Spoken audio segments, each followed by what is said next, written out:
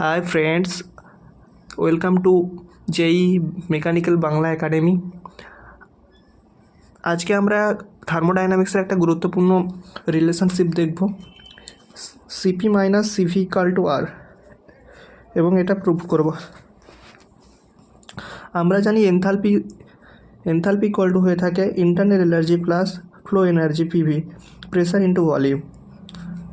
Idol gas equation থেকে আমরা কী পেয়ে থাকি? ফ্রম আইডল গ্যাস ইকুয়েশন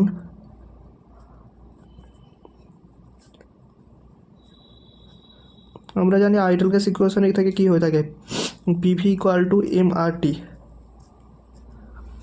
এটা যদি আমাদের 1 নম্বর সমীকরণে বসাই তাহলে কী পাবো? Enthalpy equal to internal energy plus M R T. পুরো ইকুয়েশনটাকে যদি আমরা ডিফারেন্সিয়েশন করি,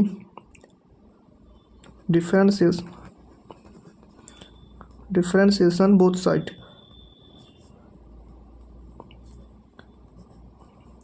তাহলে পাবো কি?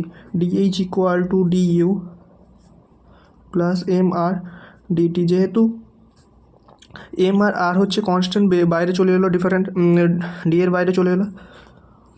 আমরা জানি যে enthalpy dH change in enthalpy equal to হয়ে থাকে এম সিপি ডিটি, এবং চেঞ্জ ইন ইন্টারনাল এনার্জি হয়ে থাকে এম সিভি ডিটি। ওকে, এ দুটো আমরা এখানে পুট করলে dH equal to m Cp dT equal to m Cv dT plus M R dT. দেখতে পাচ্ছ সমস্ত ট্রাম থেকে লেফট হ্যান্ড এবং রাইট হ্যান্ড সাইড থেকে এম ডিটি কেটে যাচ্ছে। সো পাচ্ছি কি? Cp equal two CV plus R. এখান থেকে আমরা সহজে পেয়ে যাই Cp minus CV equal to R. Thank you. ভিডিওটি ভালো লাগলে লাইক অ্যান্ড সাবস্ক্রাইব করে দিও।